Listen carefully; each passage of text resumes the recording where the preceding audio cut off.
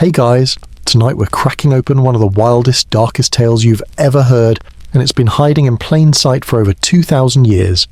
Before capes and comic books, there was a man who wrestled gods, bled for glory, and carried a weight no mortal should. His name, Hercules, but not the shiny, heroic version you half remember from Saturday morning cartoons. This is the raw, haunted story, a man trapped between divine cruelty and human longing.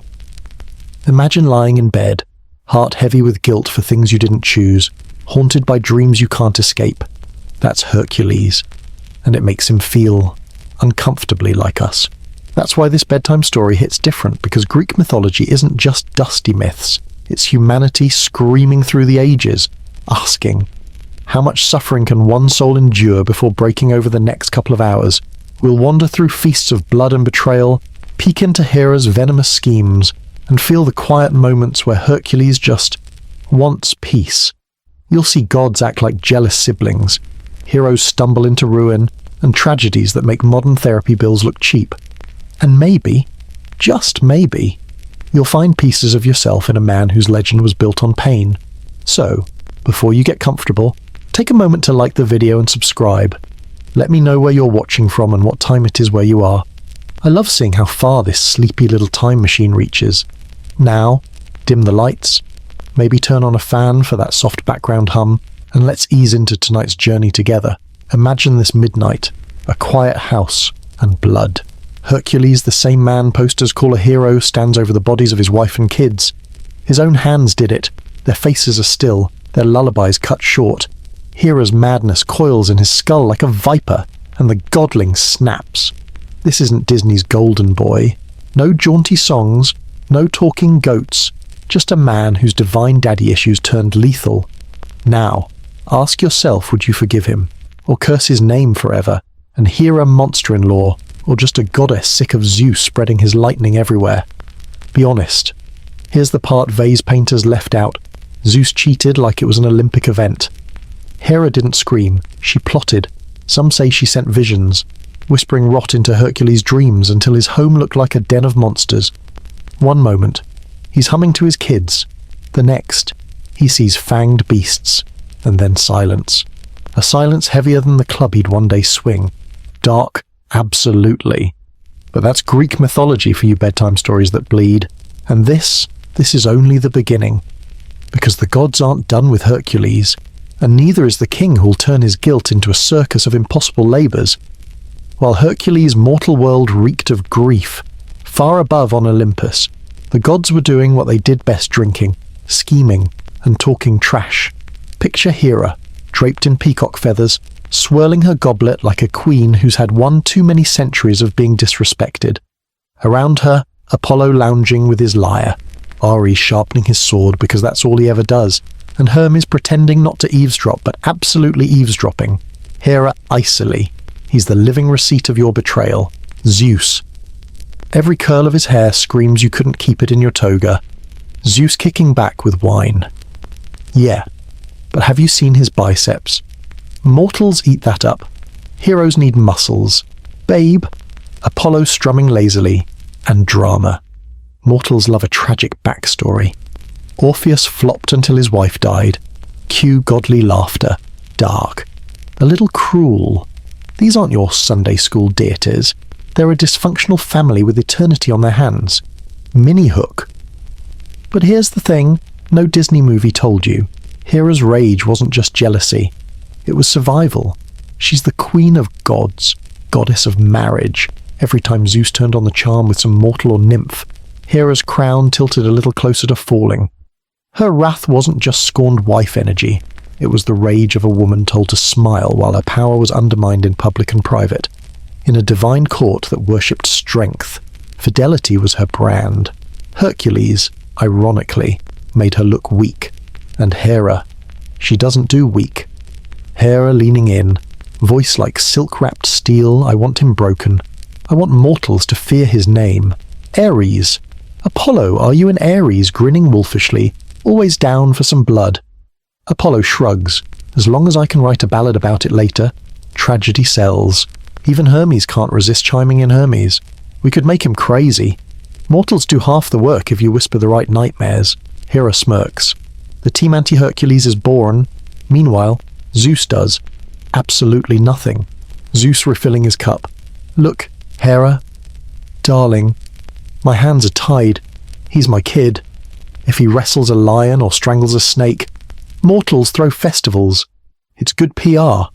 Besides, you've pulled worse on my side chicks. Hera deadpan, and you've pulled worse on me. Repeatedly. Ouch. Even Apollo winces. But Zeus just sips, because denial tastes better than accountability. While Hera plots, Hercules stumbles through Thebes like a ghost. His hands still shake from what he's done. Neighbors whisper. Mothers clutch their children tighter. He's no hero here.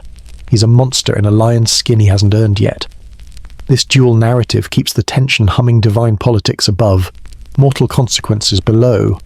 And that's where Eurystheus comes in. A minor king with a major ego, cousin to Hercules, and the perfect pawn for Hera's scheme. But we'll get there. Back on Olympus, Hera sharpens her motive. She isn't just punishing Hercules, she's reclaiming the narrative. Her marriage may be a cosmic joke, but she'll make sure the punchline cuts both ways. Deep dive into Hera's psychology. Think about the women in Greek mythology cast aside. Cursed, blamed. Hera knows the playbook. She's rewriting it. Every jab at Hercules is also a warning to Zeus, your bastards don't dethrone me. And honestly, who can't relate on some tiny human level to being humiliated by someone you trusted? The gods are just us, magnified, with better wine. Apollo mocks Sirius. So, plan Hera drive him madder, make him beg for forgiveness. Mortals can't give. Then chain him to Eurystheus. Let shame be his leash. Apollo raises a brow. Dark. I like it. Ares smirks. And I get a war story out of it. Win-win. Zeus yawns. Just don't kill him. Heroes need sequels. But here's the twist: the gods have no idea that Hercules' guilt will turn him into something worse than a pawn. He'll become a storm, and storms don't care who they drown. Down on Earth, the story rewinds not to erase the blood on Hercules' hands, but to show you how deep the gods' fingerprints went on his life. Because long before Hera sent madness, she sent snakes. Picture a moonlit nursery in Thebes, the kind of quiet that makes you think the night is merciful. Baby Hercules lies swaddled next to his twin, Iphicles. Soft coos, the smell of warm milk, the flicker of an oil lamp, then two serpents slithering in, their scales catching the lamplight like blades. No one hears them but the infants, and no one moves because who'd expect assassins in a crib? Here's your mini-hook: you think biceps come from gym memberships. Nah. Hercules was killing snakes before he could crawl. The myth goes like this. Hera, still salty about Zeus's wandering lightning bolt, dropped 2 vipers in the nursery. Some versions claim she sent them herself. Others blame jealous courtiers whispering on her behalf. Either way, baby Herc didn't scream. He giggled. Tiny fists reached out, not in fear, but play. Then he squeezed. Bones snapped like twigs under divine strength. By the time Alcmene, his mortal mother, rushed in, the snakes were limp garlands in her son's chubby hands. That's the headline story. But Greek mythology is messy, full of rival storytellers with competing agendas. In some Roman versions, the snakes weren't Hera's at all. They were just symbolic dreams later inflated by poets. Others say Iphicles screamed while Hercules cooed, proving who had Zeus's blood. Still others hint that this whole crib attack might have been propaganda, the ancient equivalent of a campaign advert Hercules he strangles reptiles before nap time. And that's where the myth-busting comes in. Was baby Herc really some infant Chuck Norris? Or did bards just need a flashy origin story? Hard to say. But the takeaway isn't the snakes, it's the pattern. From the moment Hercules breathed, adults were playing chess with his life. Zeus's ego, Hera's fury, mortal kings hedging bets on which demigod would grow into a weapon worth backing. Imagine being an infant whose first toy is a serpent sent to kill you. That's not destiny, that's grooming. The gods didn't give Hercules a choice. His entire childhood dripped with expectation. Tutors came later, Chiron teaching music and combat, Linus the lyre master he accidentally killed in a fit of temper. But even then, the kid was under a microscope. One wrong note, one show of strength, and whispers followed Hera's curse. Zeus's bastard. doomed to hurt everyone he loves. It's almost funny. In a bitter way, mortals worshipped Hercules as a savior, but they built him on trauma. Every version of his youth has the same undercurrent: this boy isn't free. When Hera wasn't sending snakes, she was sowing fear. When Zeus wasn't protecting him, he was absent. Alcmene did her best. But how do you raise a child who can crush skulls before teething? The nursery wasn't a sanctuary. It was a battlefield in miniature. Some storytellers leave out the psychological toll, but let's not. Think of every headline about a prodigy cracking under pressure. Baby Herc didn't know it, but he was already a symbol. That's heavy. He'd grow into his muscles, sure, but he also grew into rage. The crib snakes were just the prologue to a life where love and violence blurred until he couldn't tell them apart. And let's be clear, the versions you've seen sanitize Disney's singing muses, or Roman retellings that soften Hera's malice. They skip the ugly truth. Hera didn't just hate him, she needed him to fail. Zeus didn't just love him, he used him to flex. Even as a toddler, Hercules was collateral in their eternal war. Back on Olympus, you can almost hear the snark Hera. Your spawn just murdered my snakes. Zeus smirking, natural talent. Told you he's got my genes. Apollo. Do we put that on his resume? Strangled serpents before potty training. Hermes. Hey. Branding matters. And down below, Alcmene wept over dead snakes and a child she both feared and adored. Here's the deeper irony: people think Hercules became a hero because of his labors. Wrong. He was drafted into heroism the moment those snakes hit the crib. The labors were just Act 2. Act 1 was a baby robbed of a normal life. You want to understand why grown Hercules begged for forgiveness, why he threw himself into impossible tasks later. Start here. With tiny fingers crushing serpents and a mother realizing her son's fate was out of her hands, different cultures dressed it up differently. The Greeks emphasized Hera's wrath. The Romans made it more about fate and empire. Either way, the snakes slither through every version, a symbol of how no one escapes Olympus politics, even in diapers. And if you're wondering, did this early trauma plant the seeds for his later rage? Absolutely. You don't walk away from that unscarred. Strength was both his gift and his curse. When you're a baby who can kill with a hug, how do you learn tenderness? Who teaches you not to fear your own hands? That's the thread we'll keep tugging as his story unspools. For now, just sit with this image: a crib, a pair of dead serpents, and a baby giggling while gods watch like it's reality TV.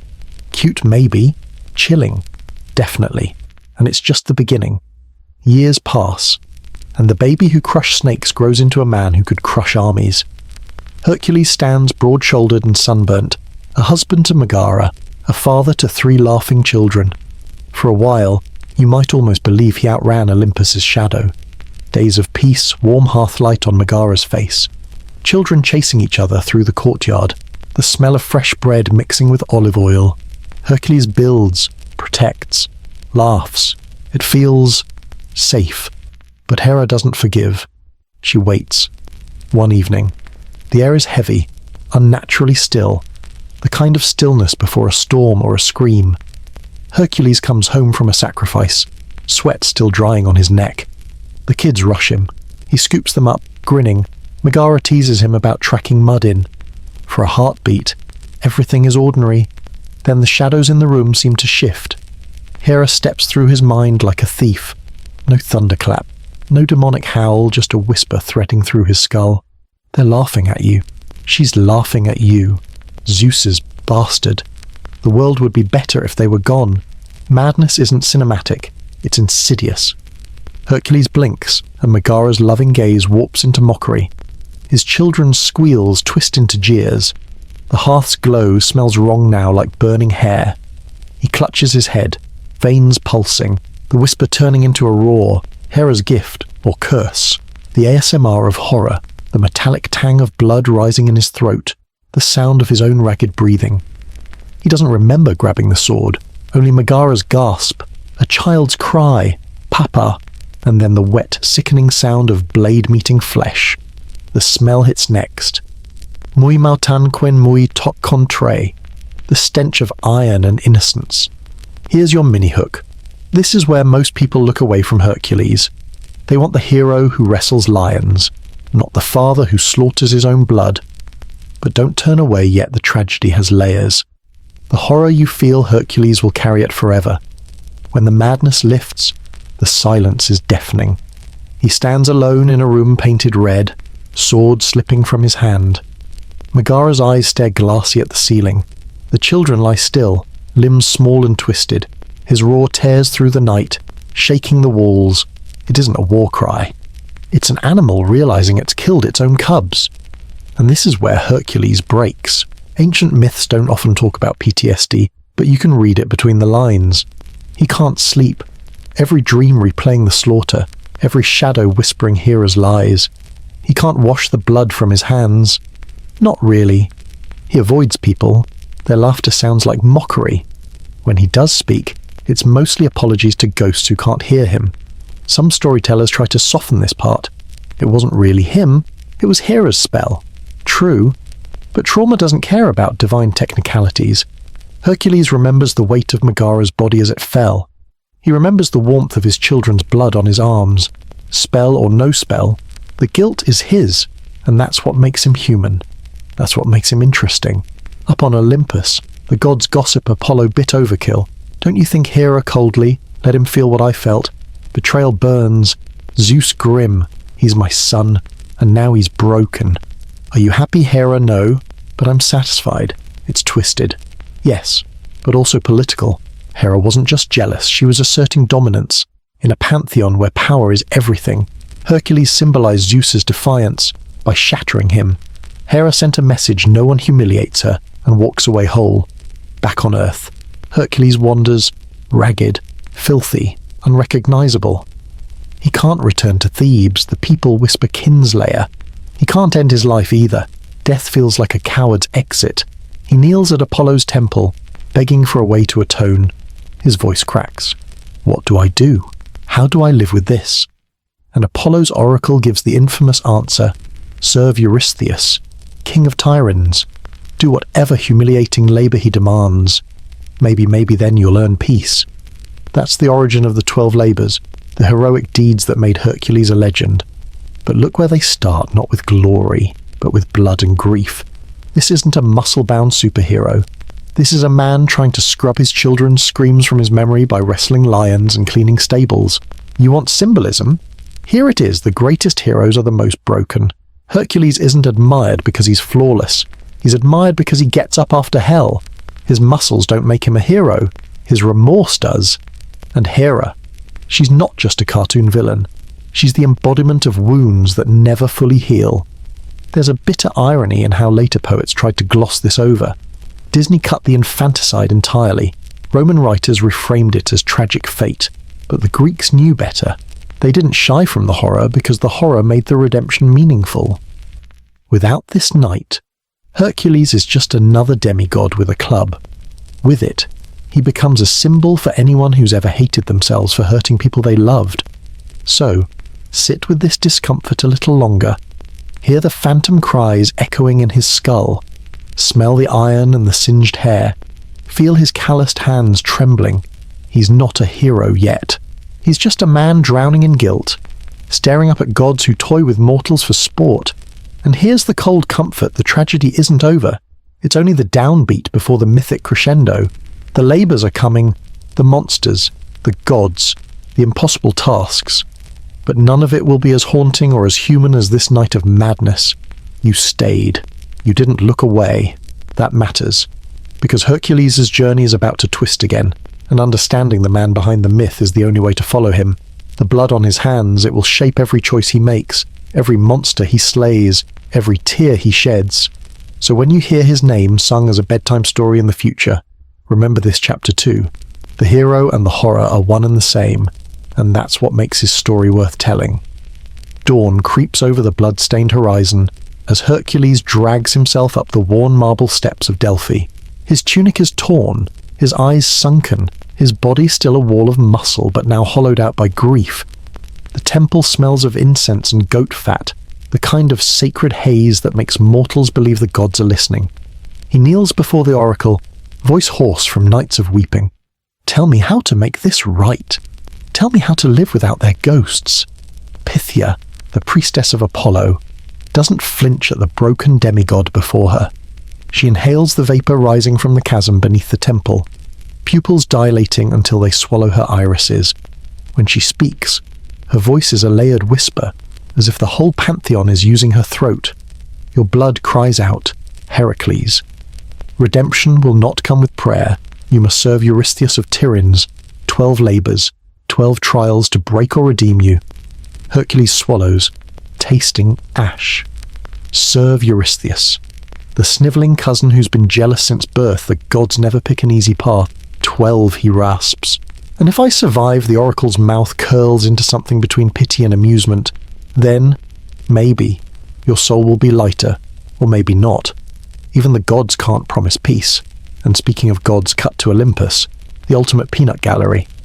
Hera lounges on a golden couch, wine cup in hand, watching the scene below like it's primetime drama. He's actually going to do it, she muses. 12 labours. I give him 3 before he's lion chow. Ares, polishing his spear, smirks. I'll take that bet. He'll make it to 6 before imploding. Guy's too stubborn to die early. Hermes flutters down with a tray of ambrosia like a divine bookie. Put me down for dying on number 3. Hydra duty. No way he keeps his head literally. The gods laugh, and it's not kind. That's the Olympian vibe. Mortals and demigods are pawns. Entertainment. Hera's laugh cuts the deepest though, dripping with that mix of vengeance and satisfaction. She's not done punishing him. She's savouring every humiliation ahead. Eurystheus isn't just going to assign heroic tasks. He's going to design chores meant to degrade, oh, mighty Hercules. Why don't you shovel dung for a week, scrub the earth clean with those famous hands? But here's where the dark humour slides in. Hercules is listening from below and doesn't care. The idea of dying on labour 3. Fine. Death sounds like a relief. But maybe, just maybe, if he survives all 12, the screams in his skull will quiet. That's enough to keep him moving. The oracle continues, describing each labour in broad strokes, though we'll get to the monsters in time. Kill the Nemean lion, slay the hydra, bring back the golden-horned hind alive, clean stables that haven't been touched in years, capture a wild boar, steal war-bred mares, fetch girdles and apples and hounds. Each task more impossible than the last. It sounds like a death sentence dressed as redemption. Mini-hook moment, the oracle's voice sharpens. Her pupils now nothing but black. And know this, son of Zeus, each labour will not just test your body, but the part of you most fear, your rage, your shame, your need to be forgiven. Hercules shivers. The gods above exchange knowing smirks. Hera raises her glass. Hermes starts a betting pool. Down in Delphi, Hercules presses his forehead to the cold marble. The coolness feels good against the fever of guilt burning in him. I'll do it, he whispers. Not for glory, not for Zeus, not even for Hera's twisted amusement. He'll do it because the only way out is through monsters, through filth, through humiliation, through every blood-soaked memory until he's either clean or dead. Apollo's voice floats through the oracle one last time. Then go, Heracles. Serve, suffer, survive if you can. Maybe one day, mortals will call you hero, but for now, you're only a man trying to atone, and somewhere high above, Hera's laughter rolls like distant thunder. Hermes clinks cups with Ares. Zeus looks away, maybe ashamed, maybe just bored. Olympus has seen countless tragedies, but few as captivating as this broken son trying to climb his way back toward the light. That's the hook for the next chapter of Hercules' saga. The 12 labours aren't just feats of strength. They're 12 sentences passed by gods who think pain makes for good theatre. But for Hercules, each is a chance, a brutal, bloody chance to claw back a shred of peace. And if the gods find that funny good, let them laugh. He'll be too busy surviving. He leaves Delphi with the oracle's smoke still in his lungs and walks until the mountains fall away into scrub and stone. Nemea waits like a wound in the land. People point him down a ravine and slam their doors. The thing comes at dusk. A shepherd mutters, "Took my brother last week." Hercules nods and keeps moving. No promises. The valley is quiet the way a held breath is quiet. Thorns clutch his shins. The air smells of dust, goat, and old fear. He finds the prints paws the size of dinner plates, claw marks in limestone, then bones, piled at the mouth of a cave like teeth waiting for a jaw. Here's the part the songs don't sing. The people of Nemea aren't saints. They let the beast thin their neighbours and then hold festivals for the survivors. Wine poured, toasts made, prayers flung uphill for someone else to fix it. It's human. It's ugly. It's why heroes get invented so the village can stay home.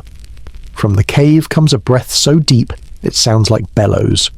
The lion pads out, sun gilding a hide that looks hammered, not grown. Its eyes are coin-bright and bored. It has never needed to hurry. Hercules tries an arrow out of habit. The shaft hits, snaps, falls. The lion doesn't flinch. That's the trick. No bronze, no iron, no blade bites that skin. He drops the bow. Fine. Hands. Then the first rush is chaos claws flash. Stone shatters. Hercules rolls. Feels air part where his ribs used to be. He swings the club and the sound is wrong. Wood on anvil. Sparks in his bones. The lion laughs. In its way, a chesty cough that smells like carrion. When it lunges again, he meets it head-on, not brave, just tired of running from things inside his skull. They collide and tumble, a knot of muscle and dust. He learns quickly. The jaws are worst. If they close, the story ends. So he gives the beast his forearm to bite and uses the pain like a door he refuses to walk through. His free arm snakes under the mane to the neck, finds purchase, squeezes. The world shrinks to breath his, the lions, the ravines. He squeezes until stars freckle his vision, and the cough becomes a rasp, then a rattle, then a wait. Silence. Cicadas. He's bleeding from half a dozen places and one arm hangs numbly where teeth try to erase it. The lion's gold goes dull. He sags beside it, forehead to stony ground, and for a moment the only thing he can smell is not blood but old milk and bread, the life he lost. He shuts it out, up on Olympus. Hera claps once, slow. See, even the monsters tire before he does. Ares tilts his head. I'll admit, the choke was nice. Hermes leans over the cloud rail. Question is, how's he going to skin the unskinnable? It's a good question. Hercules tries knife, spearhead, the edge of a broken shield he finds among the bones. Nothing. The hide drinks steel and laughs. He thinks about dragging the beast whole to Tyrins like a cart of stone, letting Eurystheus invent a technicality, but that's not the lesson today. He sits with the carcass until the sun shifts the cave's mouth from shadow to glare. Flies find them and the air turns sweet sour. He remembers a hunter's lie told by a drunk. Sometimes a thing can only be opened by itself. He tests a claw. It bites his thumb like a jealous blade. He smiles and sets to work with the lion's own weapon, sawing hide from flesh in long, sticky ribbons. When he pulls the pelt free at last, the weight of it could blanket a house. Mini-hook, if you think this is the victory.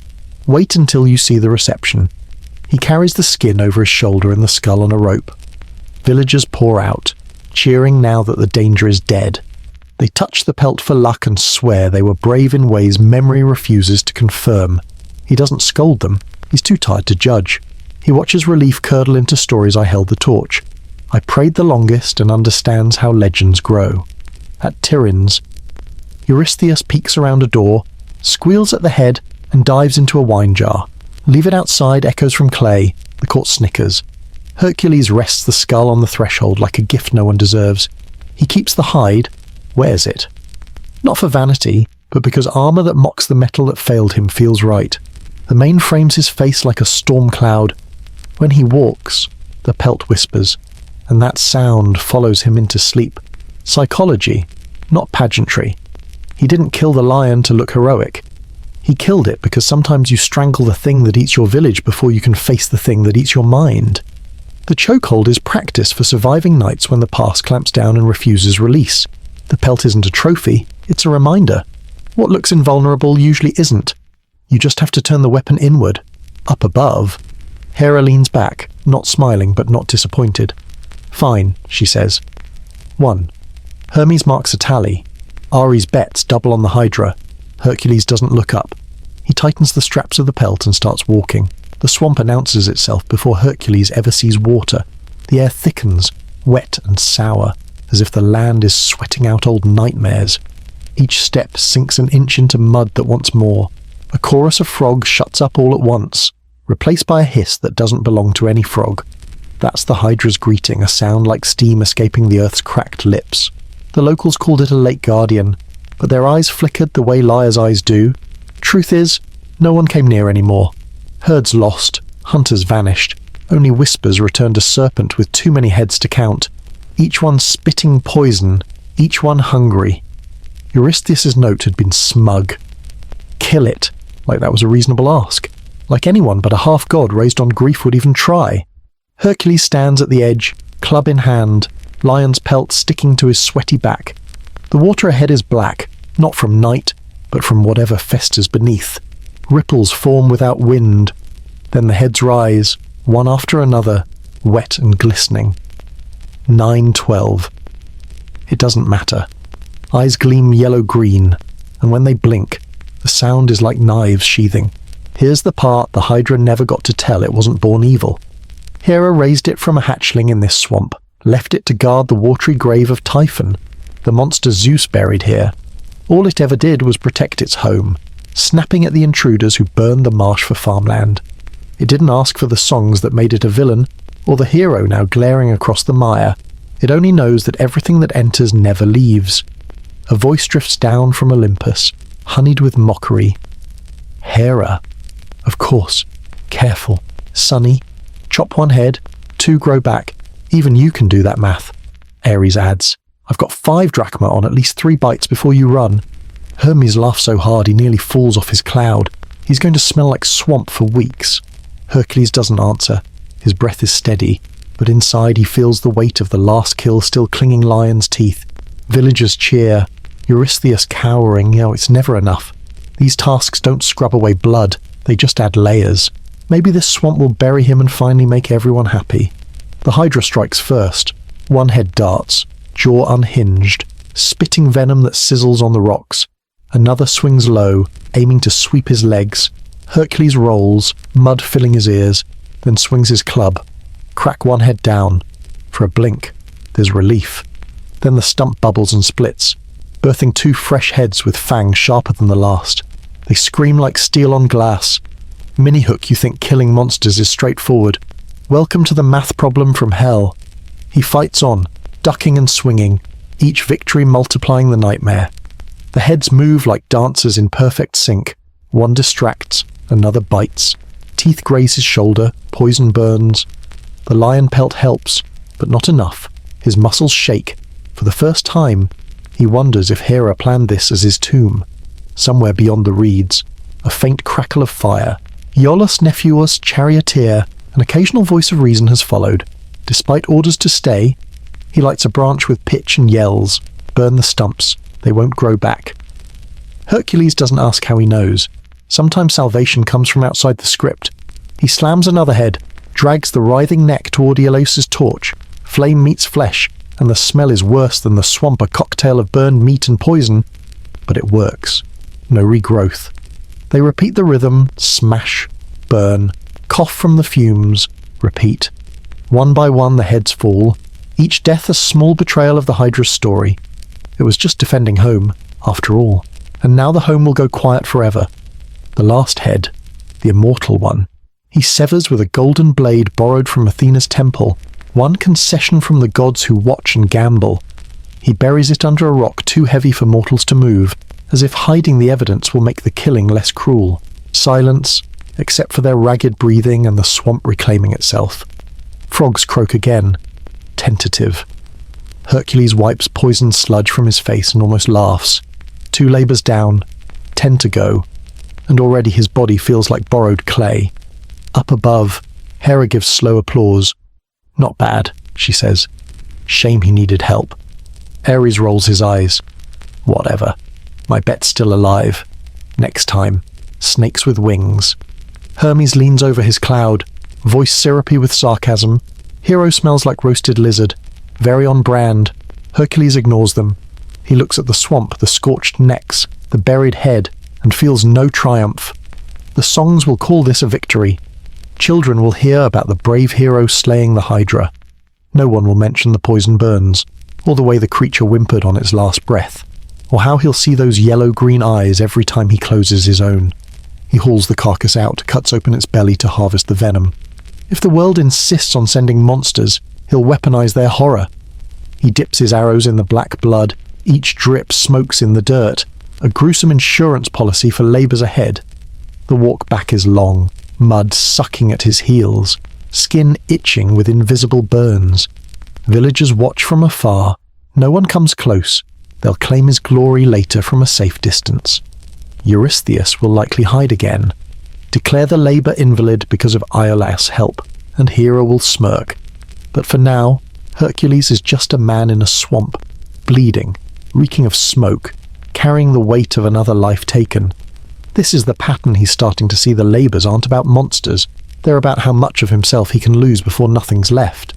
And still, he trudges forward, because stopping isn't an option, and forgiveness is somewhere past the horizon. Maybe, up on Olympus, Hera whispers to no one in particular, too. The tally continues. Hercules doesn't look up. He adjusts the lion's pelt and keeps walking, the swamp's hiss echoing behind him like a curse that never learned his name. Eurystheus didn't even look at the Hydra's blackened heads before waving Hercules off like a servant late on chores. Next, he sneered, voice carrying that smug tremor of someone hiding behind palace walls.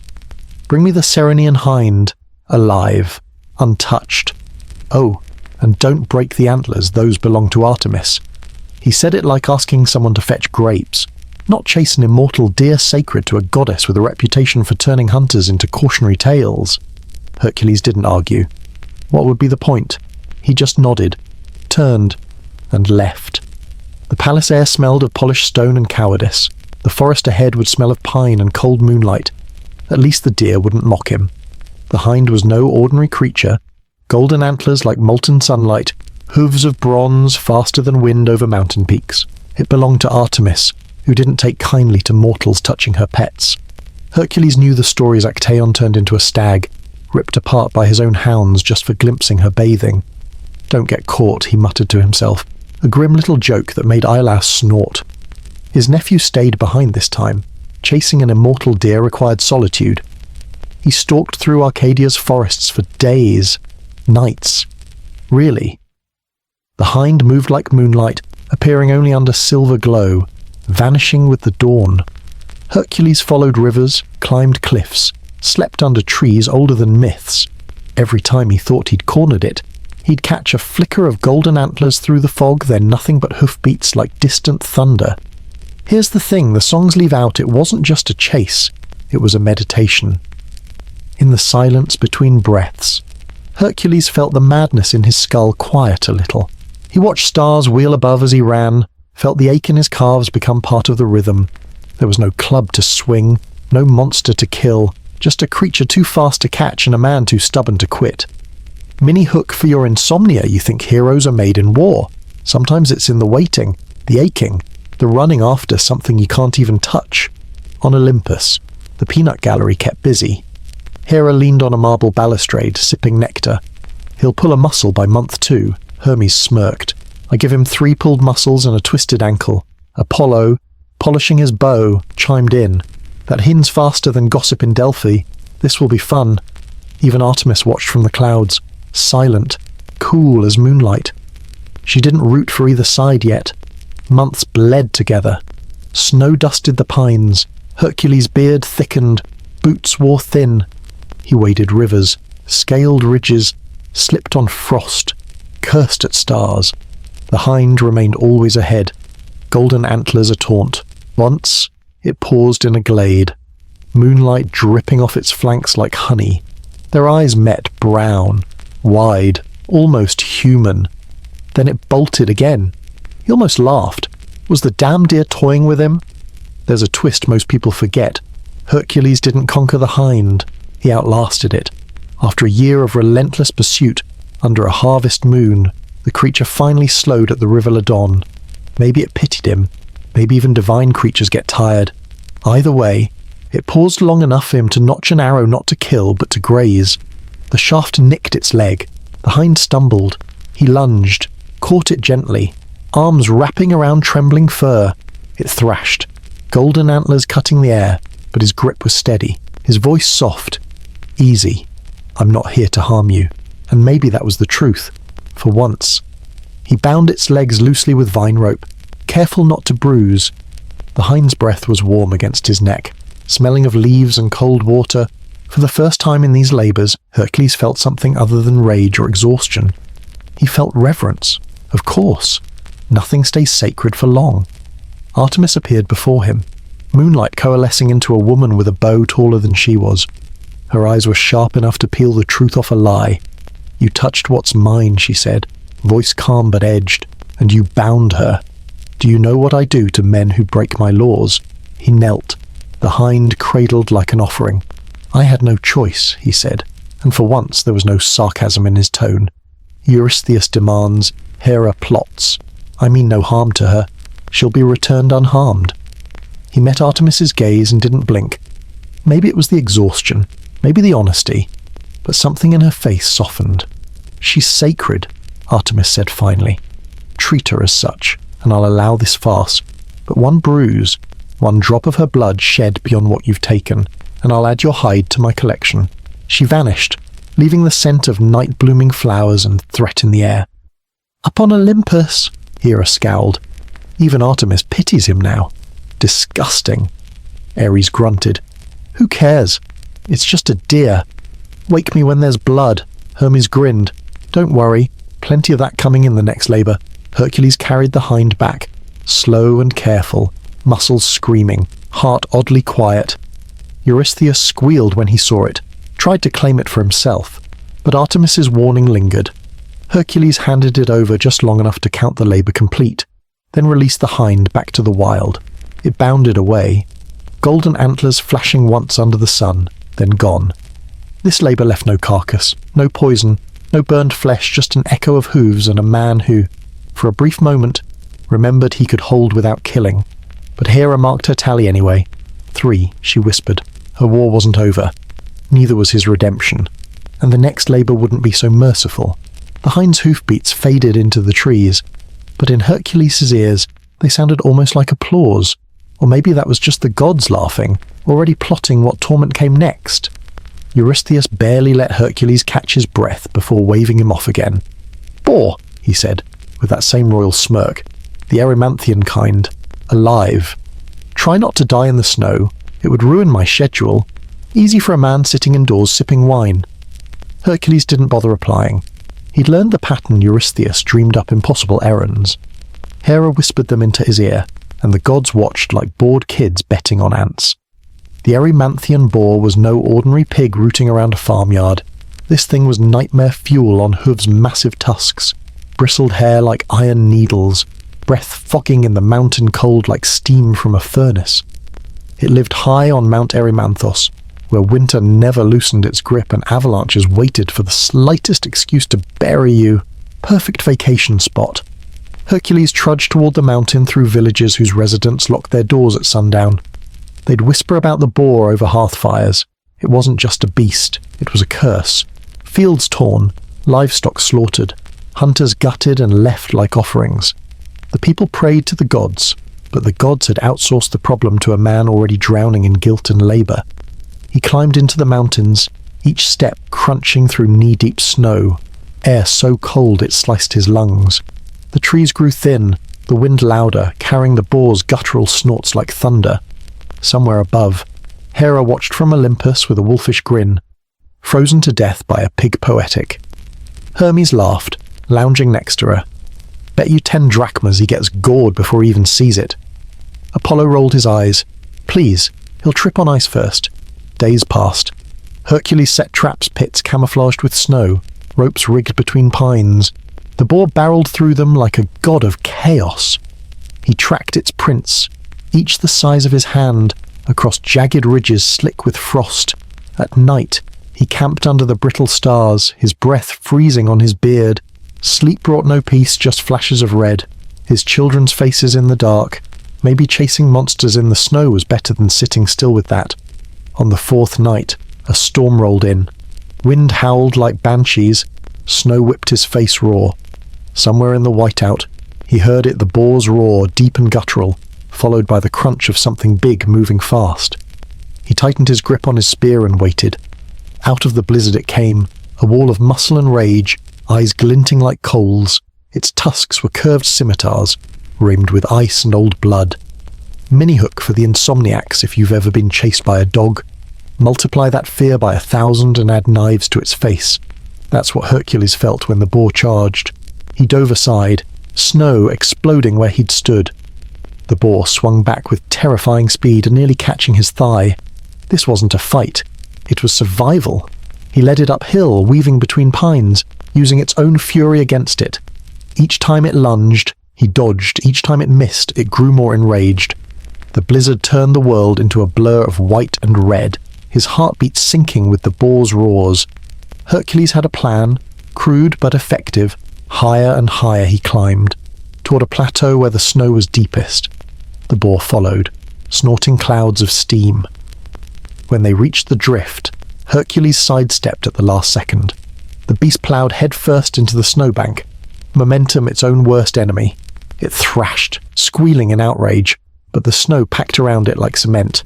Before it could wriggle free, Hercules pounced, binding its legs with chains he'd hauled up the mountain. It snapped its jaws, hot breath steaming against his face, but he held firm. This wasn't victory in the heroic sense. It was raw, sweaty desperation. Finally, with a grunt that tore his throat, he heaved the massive boar onto his shoulders. Picture this, a half-mad demigod, covered in blood and snow, trudging downhill with a living avalanche tied to his back.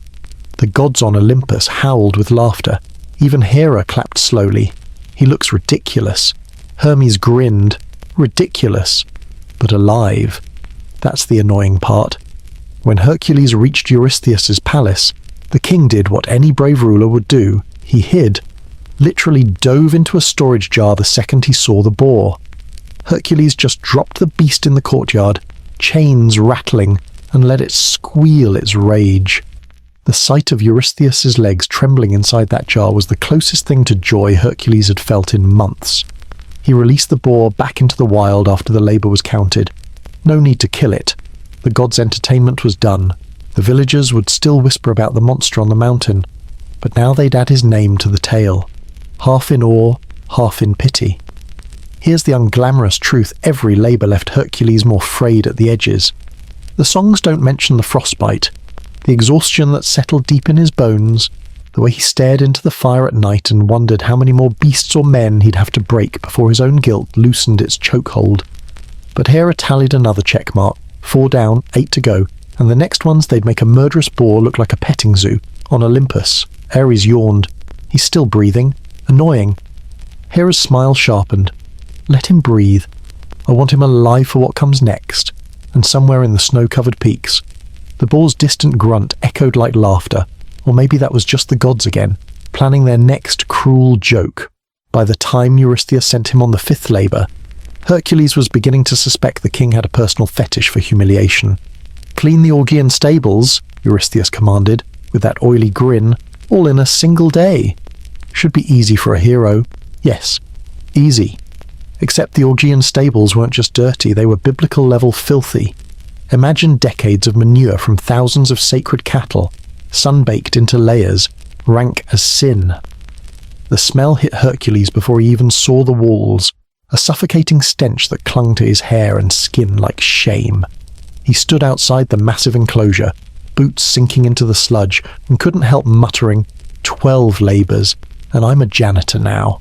Hera's laughter floated down from Olympus like wind chimes. Ares leaned over her shoulder. This is art. Look at him, Mr. Monster Slayer about to drown in cow crap. Even Apollo cracked a grin. Hermes, ever the gambler, said, 10 to 1 he quits before lunch. Hercules didn't quit. He stared at the endless piles and started scheming. Raw strength wasn't enough here. Even he couldn't shovel out years of filth in a day. This wasn't a test of muscle. It was humiliation wrapped in bureaucracy. King Augeas, who owned these blessed cattle, had grown fat and rich off their backs while letting their waste pile into a public hazard. The people nearby lived downwind of this nightmare. No wonder they prayed for deliverance. And like every smug ruler in history, Augeas didn't lift a finger. Hercules met the king with as much politeness as a man marinated in manure fumes could manage.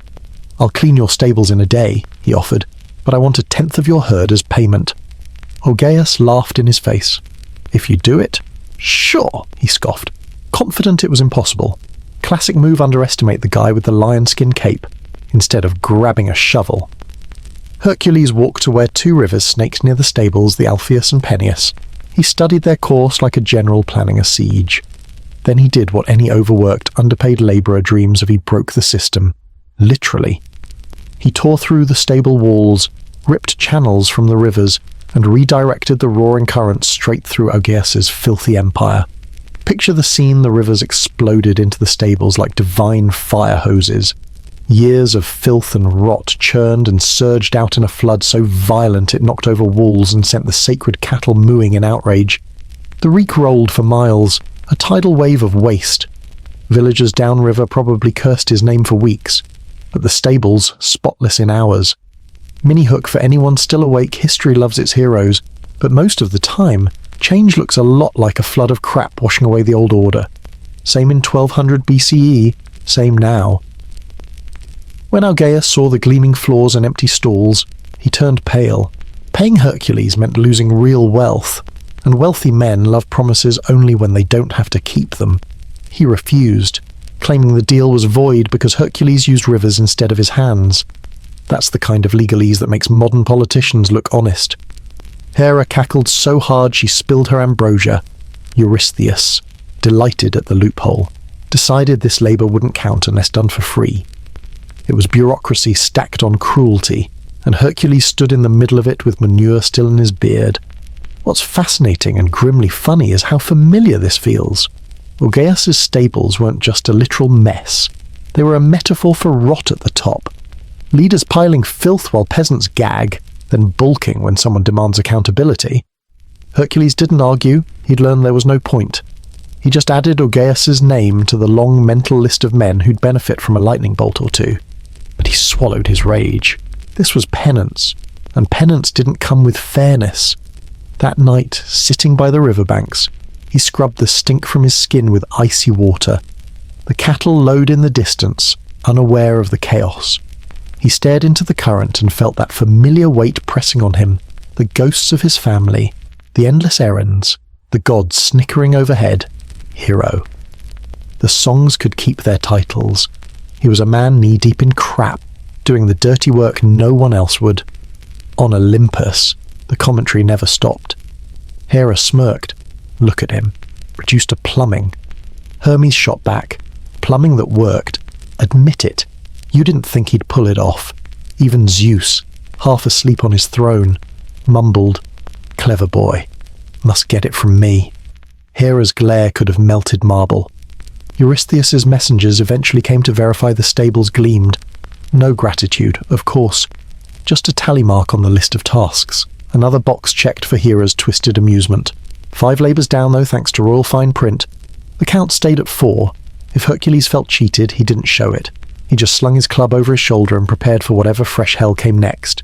And here's the bitter truth tucked inside the myth: the Augean stables weren't glamorous, but they reveal more about Hercules than any lion pelt. Monsters are simple. People are complicated. Killing a beast earns applause. Wading through human filth, literal and metaphorical, just gets you laughed at. But he did it anyway, because that's what atonement looks like. Dirty, thankless, and somehow still not enough. The rivers eventually returned to their beds. The stables stood clean, and Augeas slept soundly atop his hoarded wealth. Hercules moved on, smelling faintly of sewage and betrayal. Hera ticked another box, already scheming the next torment. Somewhere, the gods placed new bets, and down on Earth, a man who'd once cradled his children now trudged toward labour number 6, the taste of river water and bile still sharp on his tongue, proving again that redemption never comes cheap, and it sure doesn't smell like roses. Fresh off the stinking triumph of Augeas's stable fiasco, Hercules barely had time to shake the manure out of his lion pelt before Eurystheus handed down the next delightfully deranged assignment: drive away the Stymphalian birds. On paper, sounds quaint. Birds. You picture ducks waddling or maybe geese honking at joggers. But no, these were man-eaters with bronze beaks and metallic feathers sharp enough to slice through armour. They nested in a marsh so foul and remote even mosquitoes took a pass. Hercules trudged into the wetlands with that growing dread of a man who knows the gods never send him anywhere nice. The air reeked of stagnant water and decay. Buzzing with unseen wings, he waded thigh-deep into muck that sucked at his boots like it wanted to keep him. Somewhere in the distance came a sound like knives scraping stone, the birds sharpening their feathers. They didn't wait politely for him to approach. A cloud of them rose from the reeds, blotting out the sun, shrieking like demons. Thousands of glittering eyes locked on him. "Great," he muttered, raising his club. "Flying razors. Exactly what I needed." A volley of metallic feathers ripped through the air, thunking into trees, the ground, his shield. Even he felt a flicker of panic. You can't wrestle a swarm. Up on Olympus, the peanut gallery convened again. Hera sipped her nectar. Maybe this will finally clip his wings. Ares smirked. "I give him 10 minutes before they pick his bones clean." Hermes leaned back, grinning. "Nah, he's stubborn. He'll improvise." Watch. Improvise he did. This wasn't a test of brawn, it was brains. Swinging his club at the sky was pointless. The birds circled high, shrieking, ready to dive bomb. The marsh offered no cover, no place to hide from the razor hailstorm. He needed something louder, scarier. That's when he remembered a little gift from Athena, 2 bronze crotala, basically giant castanets forged by Hephaestus. They looked like toys, but when banged together thunder on steroids. Hercules pulled them out and slammed them. The clanging cracked across the marsh like a god's dinner bell. The birds freaked. They weren't brave harpies. They were oversized murder pigeons, and the racket sent them into chaos. They wheeled in terror, crashing into each other, trying to escape the deafening metallic clamour. Some dove straight into the marsh mud, others scattered into the sky, abandoning the swamp altogether. But not all of them fled. A few stubborn killers swooped low, razor feathers ready. Hercules waited, calm now, muscles coiled. When they dipped within reach, he swung his bow and let arrows fly. Each shaft nailed a bird mid-screech, their bodies dropping into the muck with a splash. The rest, finally terrified enough, vanished over the horizon. When silence fell, the marsh stank worse than Augeas' stables, but at least it wasn't raining blades anymore. Hercules stood alone among the reeds, chest heaving, feathers lodged in his shield like grotesque trophies. And here's the thing no one tells you about hero work, most of it's pest control. The villagers around Stymphalus weren't poets. They just wanted to walk outside without being flayed alive. Hercules had delivered that, though no one would write an ode about banging metal plates to scare off birds. As he pulled a feather out of his arm, Hera's voice drifted down. Pathetic. Scaring birds with toys. Some hero, Apollo, lounging nearby, muttered, "Hey, at least he didn't get turned into bird food. That's worth a slow clap." Even Zeus cracked open an eye long enough to rumble. Smart move with the crotala. Got that clever streak from me. Hera's glare could have set Olympus on fire. Eurystheus's heralds eventually came to confirm the marsh was quiet. Naturally, they ignored the bleeding scratches on Hercules' arms and the fact that he'd nearly been shredded. Another check mark on the divine humiliation list. No gratitude given. It was the same grind, do the impossible, get mocked anyway. And yet, Hercules felt a grim satisfaction as he trudged out of the swamp, feathers crunching underfoot. Another horror dealt with. Another night he might actually sleep, though sleep, for him, was always haunted. If you zoom out, this labour says a lot about where he was mentally. The madness Hera inflicted still gnawed at him. Every labour felt like penance, and maybe he thought, if he completed enough, the blood on his hands would finally wash away. But each victory only reminded him of the ghosts trailing behind. He didn't kill the Stymphalian birds because he loved heroics. He did it because guilt is a louder screech than any metal-feathered monster. The marsh returned to its eerie quiet. The villagers came back, and life moved on. But Hercules, he just tightened his lion skin and prepared for the next ordeal, knowing the gods weren't done laughing. Up above, Hera leaned back with a sly smile. "Not bad," she said. "Let's see how he handles the next nightmare." And somewhere deep inside, Hercules almost smiled back. Come what may, he wasn't quitting. Not now. Not ever. Even if the sky kept raining knives. Hercules didn't even get a pat on the back before Eurystheus slid the next assignment across the cosmic table like some sadistic boss. Go capture the Cretan bull. The king didn't even bother dressing it up. No please, no thanks. Just another ticket to potential death. And this wasn't any ordinary bull. It was the one that had been terrorizing Crete ever since Poseidon threw a divine tantrum because King Minos refused to sacrifice it. The gods really did love their domino effect of disasters. By the time Hercules set sail for Crete, the sea breeze carried whispers of the bull's destruction. It burned fields, smashed walls, and left farmers trembling in their beds. When he arrived on the island, King Minos himself looked more exhausted than regal. The man's crown was crooked, tunic stained with sweat, like he'd been personally chasing that bull all week. "You want it?" Minos asked, half in disbelief, half in relief. "Take it. No tricks, no strings attached. Just take it away." The bull wasn't hard to find.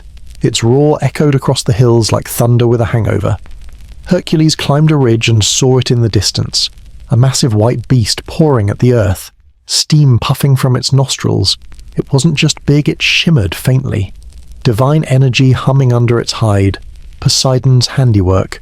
One look, and you understood why mortals kept their distance. This bull looked like it hated the entire concept of life. Hercules didn't bother with speeches. He approached slowly, muscles taut, lion skin draped over his shoulders.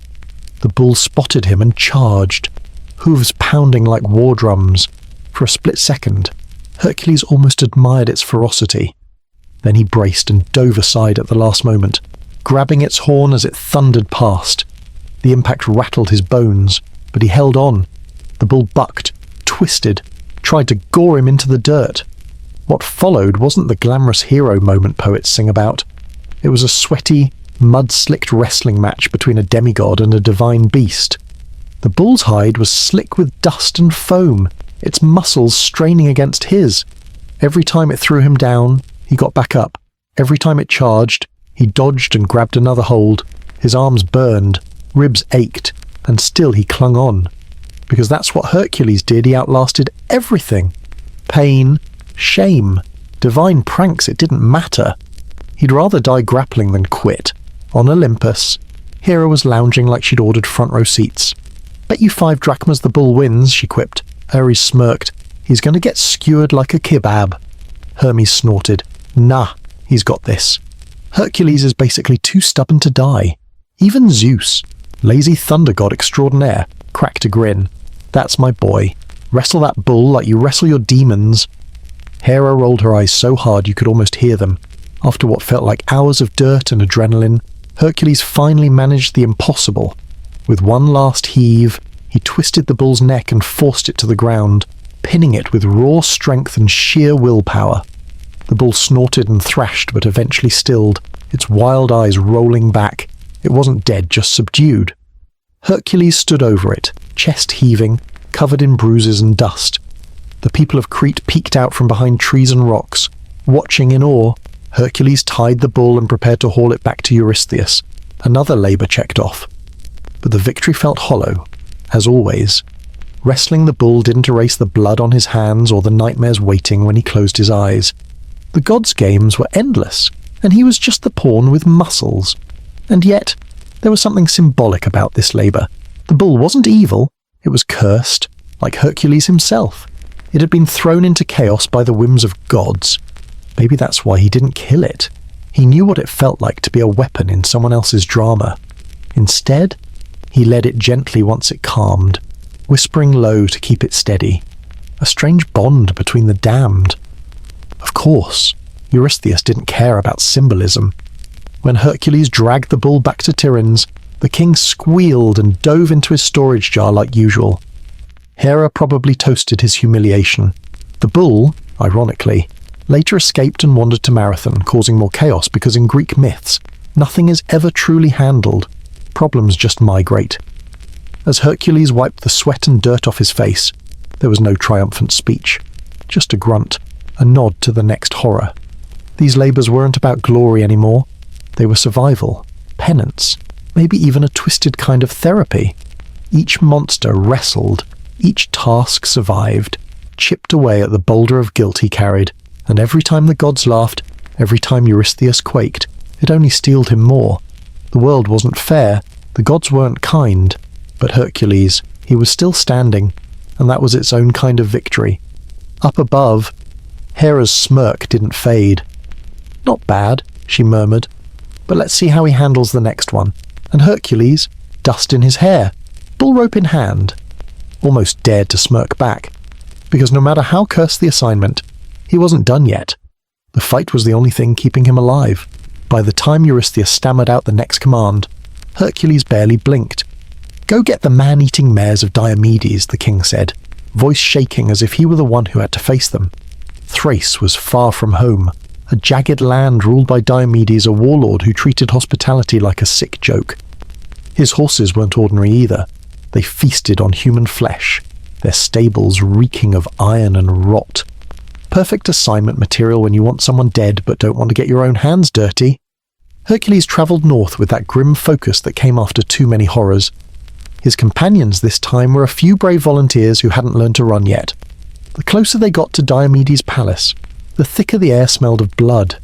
Villagers whispered of travellers dragged screaming into the stables, hooves pounding as flesh was torn from bone. Those mares weren't just animals, they were nightmares on 4 legs, shaped by a master who revelled in fear. When Hercules arrived, Diomedes greeted him with a grin too wide and a sword already in hand. "You want my mares," he mocked. "Feed them your friends first." Subtlety wasn't the man's strong suit. Hercules didn't bother replying with words. His answer came in the form of a fist to Diomedes' jaw. Chaos broke loose, soldiers clashing, the stables erupting in shrieks, horses screaming as they smelled blood. The mares were monstrous eyes wild, teeth jagged, foam flecked with gore. They lunged at anything that moved. Hercules fought like a storm, knocking soldiers aside, but for a moment even he wondered how to handle beasts raised to crave human meat. And then, like some twisted epiphany, he remembered the source of their madness, their owner. Greek myths are always so tidy in their cruelty the corruption starts at the top. He dragged Diomedes by his fancy armour straight into the stables. The warlord's arrogance curdled into panic as the mares recognised their master, but instead of calming, they turned on him with rabid hunger. The man who fed them flesh became their next meal. It's the kind of poetic justice the gods live for, though it's brutal all the same. Hercules didn't cheer. He just watched grimly as the cycle devoured itself. With Diomedes gone, the mares gradually calmed, like snakes after the charmer's song stops. Maybe they weren't monsters at heart, just creatures warped by a sadist. Hercules bound their jaws and led them away, their eyes still rolling but no longer rabid. Even in victory, there was that bitter taste again. How many horrors in this world were just the result of someone in power deciding suffering was entertaining on Olympus? Hera tilted her head. "Well, that was efficient," she admitted. Ares laughed, half impressed. "Dragged the guy to his own death. Brutal. I almost like him." Hermes tossed an olive in his mouth. "You'd think the gods would take a hint about abusing power, but nope. Bet you 2 are bowls the next labour's even worse." Hera smirked. "Oh, I already made sure of that." Back on the mortal plane, Hercules handed the mares over to Eurystheus, who as expected squealed and scrambled behind his jar at the sight of their blood-flecked muzzles. It would have been funny if it weren't so pathetic. These weren't just assignments. They were trauma wrapped in divine bureaucracy. Every time Hercules survived, it was like slapping the gods in the face and asking, "Is that all you've got?" And they, being who they were, always had more. But this labour dug under his skin differently. Watching the mares rip apart their own master made him wonder, was he really different? Hera's madness had made him slaughter his family. Diomedes chose to be cruel, but in the end, blood is blood. It's the kind of thought that keeps you awake at night, staring at the ceiling, wondering if redemption is even possible, or just another story you tell yourself to keep moving. That night, sitting by the fire with the mares tied safely away, Hercules didn't celebrate. He thought of Megara and the children, of the blood on his hands that no river could wash away. The crackle of the fire sounded too much like snapping bones. He poked at the flames, jaw clenched, wondering if each labour was meant to save him or simply entertain the gods who toyed with mortals like dolls. The wind in Thrace howled like those mares, and Hercules almost welcomed the sound. It matched the storm inside his head. But even in that storm, there was a strange clarity. He couldn't undo what he'd done, but he could keep going. If the gods wanted a show, he'd give them one, but on his terms. He wouldn't quit, not until he'd wrestled every demon, more mortal or divine, that dared cross his path.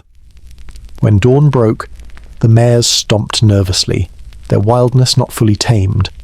Hercules tightened the ropes and prepared for the journey back, muscles aching, and heavier than his lion's skin.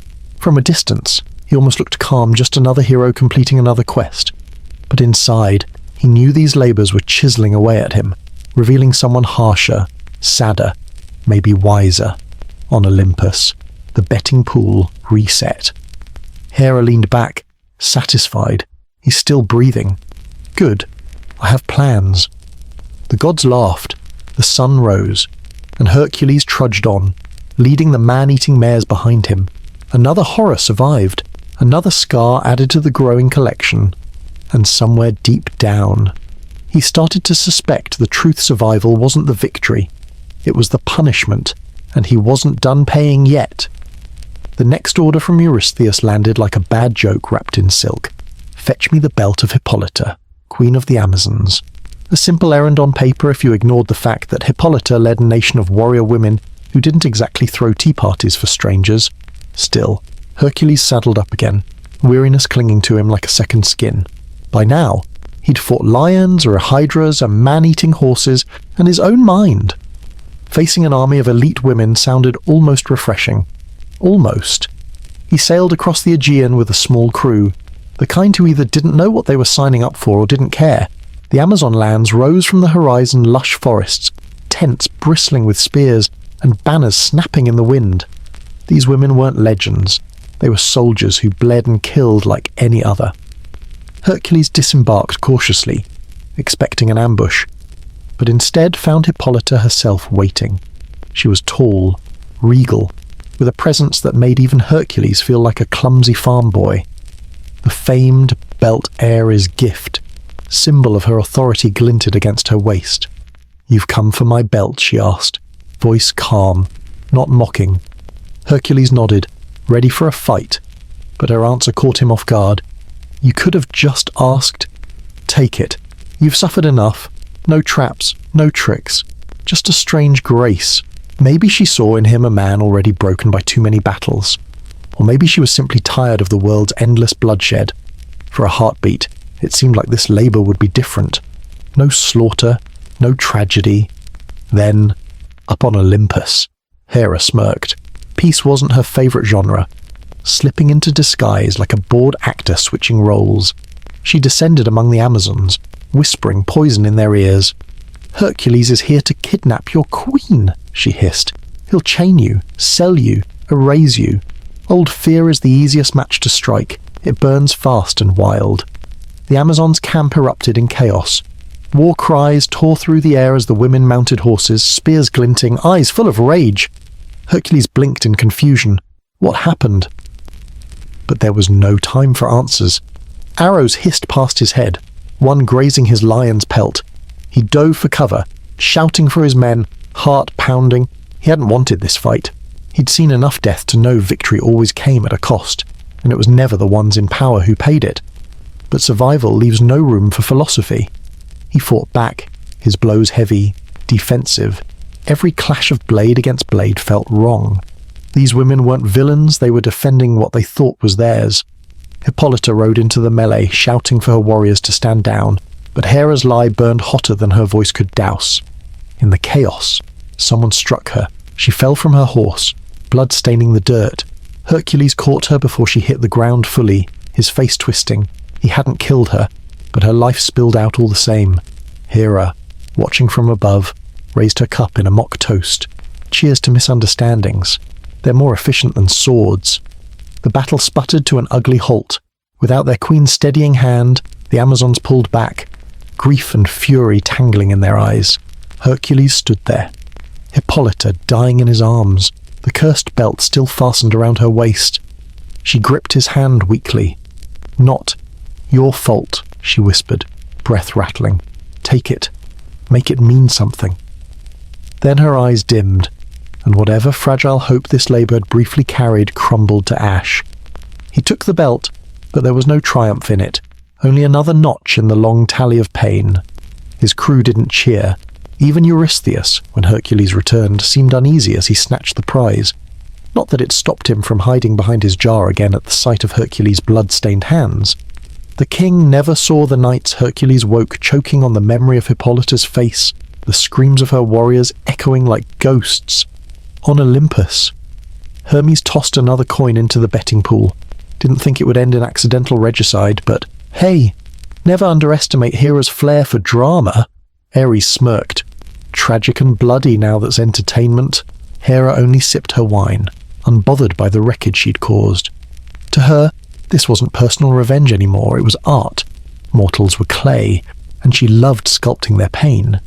Hercules spent that night on the ship's deck, the belt heavy in his lap, the stars cold above. He thought of Hippolyta's kindness before the lies, of how fragile trust could be when the gods meddled.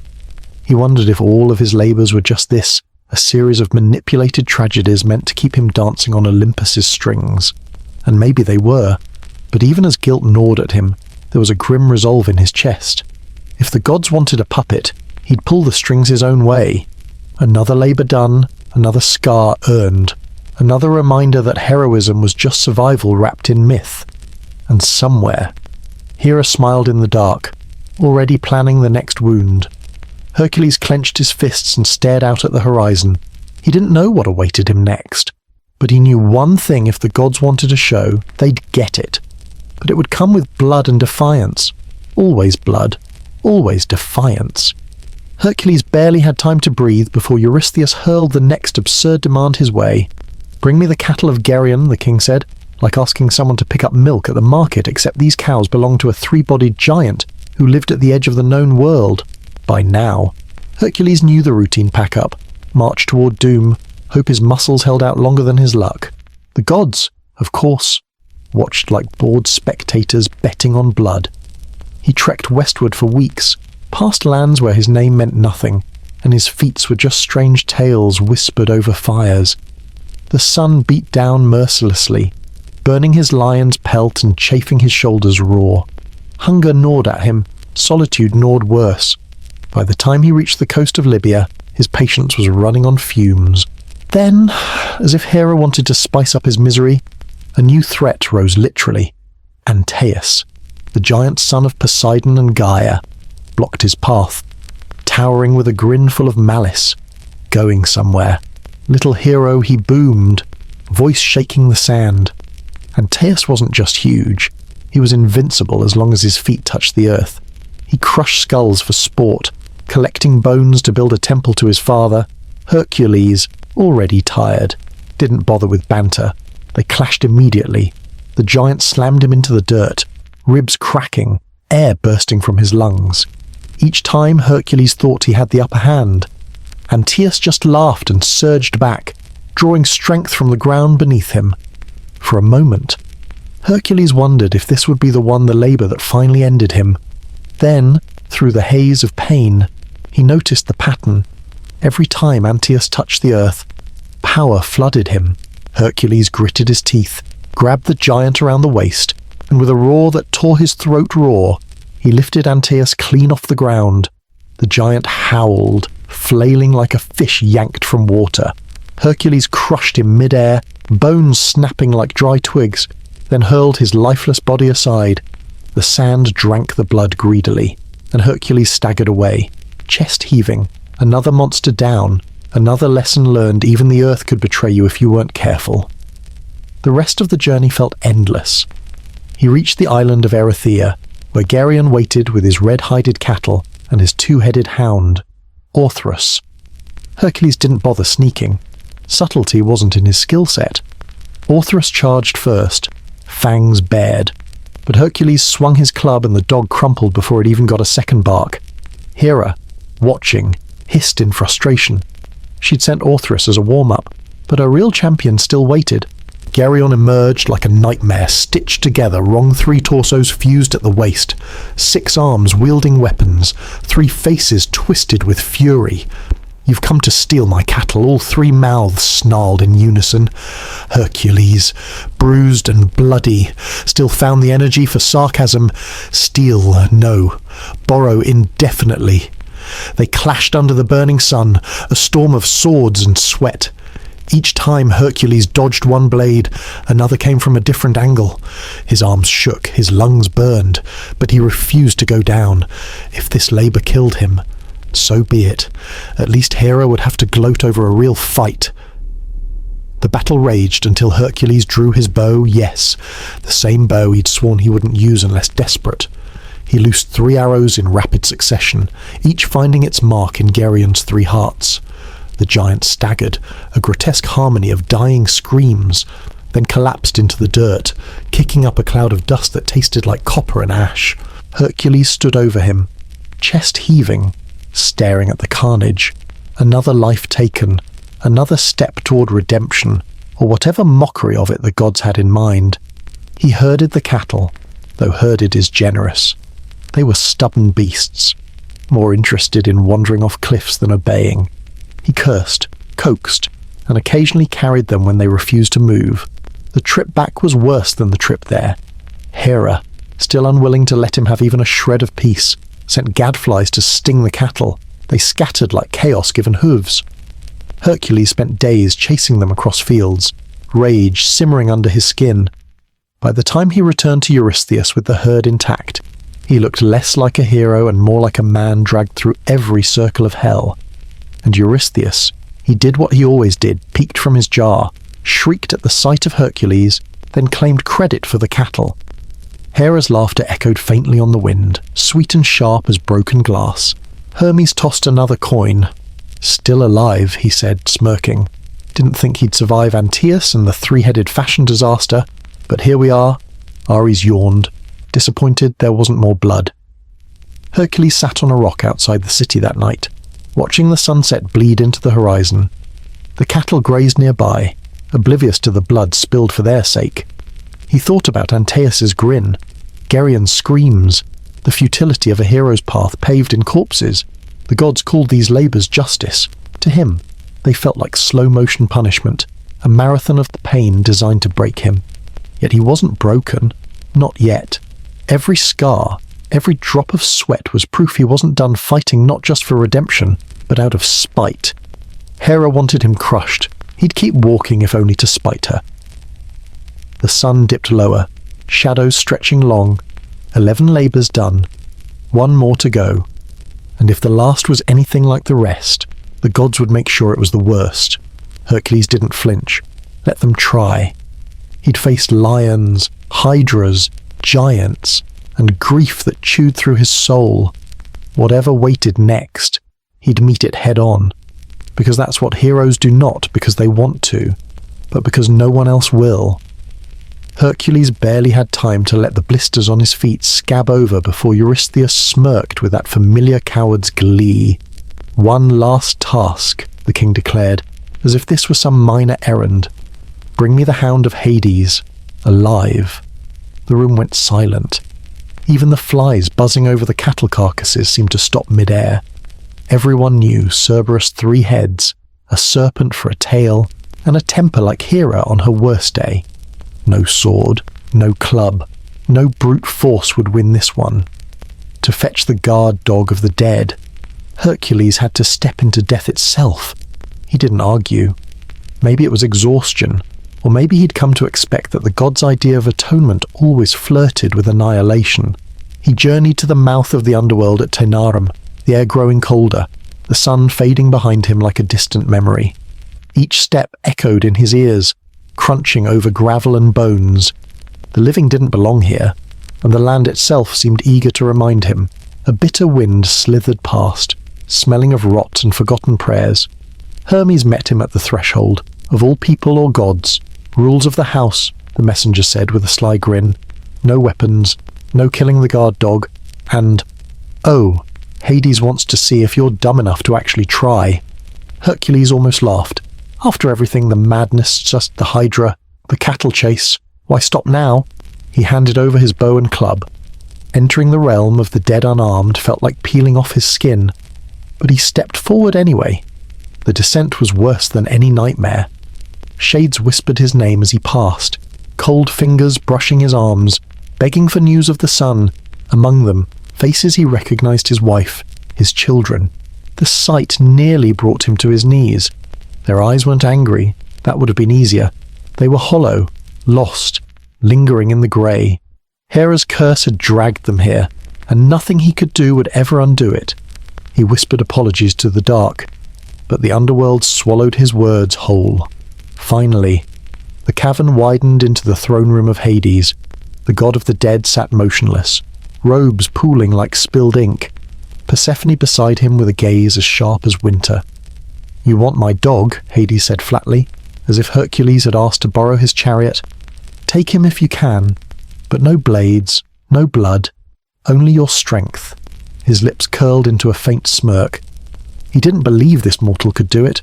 Maybe Hercules didn't either. Cerberus wasn't waiting politely. The beast loomed near the gates of Hades, 3 heads snarling, each mouth dripping strings of venom that hissed when they hit the ground. Its snake tail writhed, tasting the air like it already anticipated Hercules' defeat.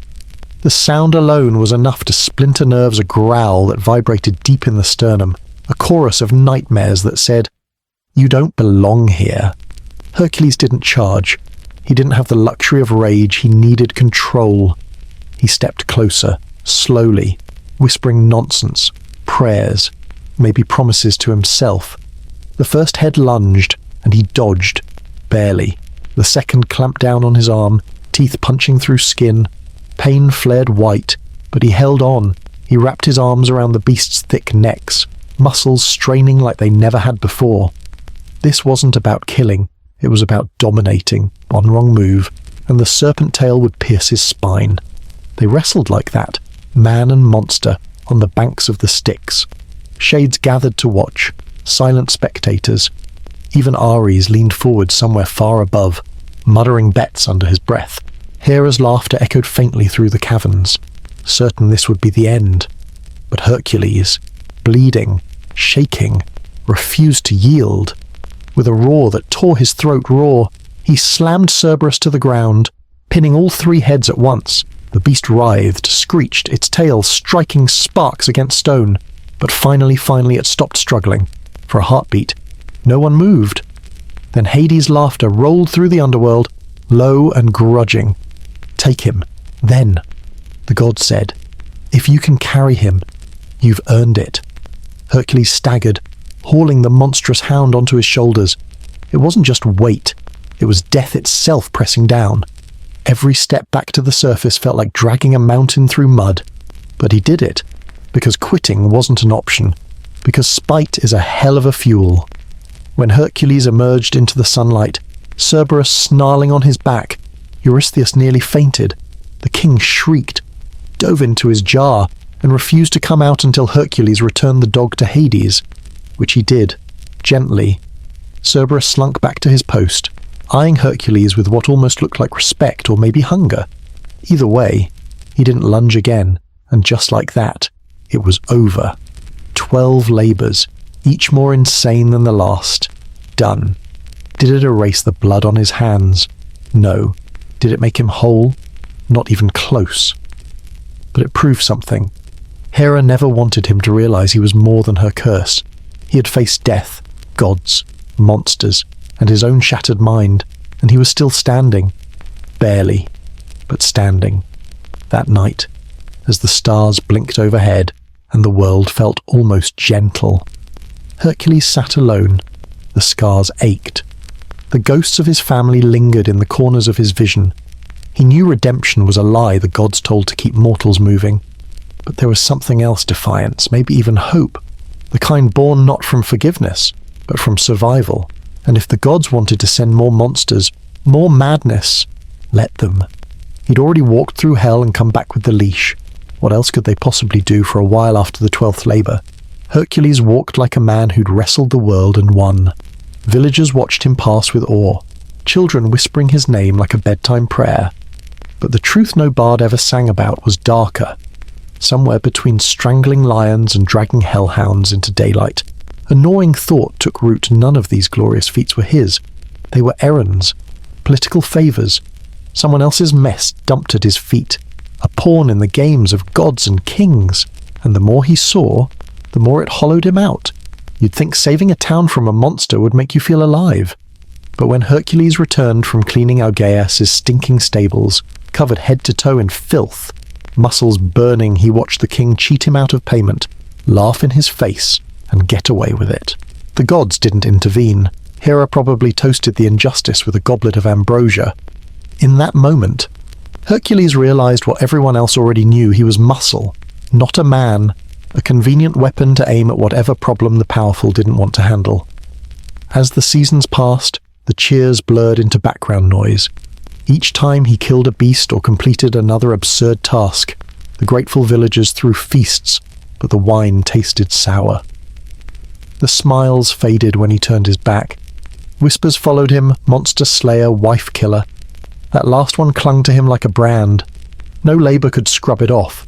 He'd see his children's faces in the eyes of the strangers he rescued, and instead of gratitude, guilt carved him a little deeper.